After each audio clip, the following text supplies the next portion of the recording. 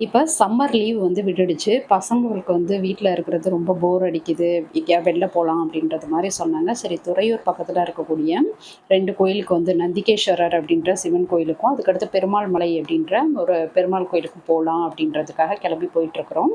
திருச்சிய பொறுத்த அளவுக்கு பார்த்தீங்கன்னா, வெயில் வந்து கொஞ்சம் கூட தாங்க முடியல. பயங்கரமா இருக்கு. எவ்வளோதான் நம்ம தண்ணி குடிச்சாலுமே வந்துட்டு ஒரு தாகம் கட்டுறதே கிடையாது. அந்த அளவுக்கு வந்து பயங்கர வெயிலா இருக்கு. நாங்க போற வழியிலேயே வந்துட்டு, இந்த கரும்பு ஜூஸ் கடை வந்து பார்த்தோம் ரோட்டு ஓரத்துல. சரி கரும்பு ஜூஸ் குடிச்சுட்டு அப்படியே கிளம்பிக்கலாம் அப்படின்றது மாரிக்கு அந்த கரும்பு ஜூஸ் வந்து குடிக்க ஆரம்பிச்சுட்டோம். ரொம்பவே நல்லா இருந்தது. ஃப்ரெஷ்ஷா அந்த டைமுக்கு போட்டு குடுக்குறது வந்து ரொம்ப நல்லா இருந்தது. அந்த இடத்துல நெறைய புளிய மரம் வேற இருந்துச்சு. நாங்க சின்ன பிள்ளைலாம் வந்து புளியங்காய் வந்து அடிச்சு சாப்பிடுறது வந்து ஞாபகம் வந்துச்சு. பசங்கள்ட்டயும் சொன்னேன். பயங்கர புளிப்பா இருந்தது. செம்ம புளிப்பா இருந்தது.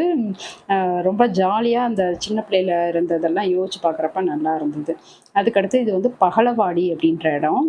இங்க வந்து புளி வந்து விக்கிறாங்க. இந்த மாதிரி மிஷின்ல வந்து நசுக்கி இது பண்றப்போ நமக்கு இந்த மாரி அந்த விதையெல்லாம் வந்து தனியா வந்துருது. இல்லைன்னா நம்ம வந்து விதை தனியா எடுத்துட்டுருப்போம்.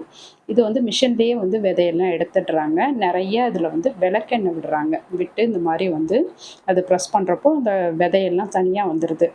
இங்கேயுமே வந்து புளி வாங்கிட்டு வரலாம் அப்படின்றதுக்காக தான் 1 கிலோ வந்து ரூ. 150 அப்படின்னு சொல்லிட்டு 2 கிலோ வந்து வாங்கிட்டு வந்தோம்.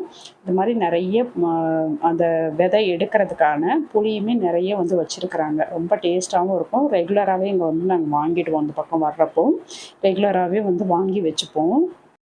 இனிப்பும், புளிப்பும் கலந்து ரொம்ப டேஸ்ட்டா இருக்கும். புளிக்குழம்பெல்லாம் வைக்கிறோம், ஒரு மீன் குழம்பு வைக்கிறோம் அப்படின்றப்போ ரொம்ப டேஸ்ட்டா இருக்கும்.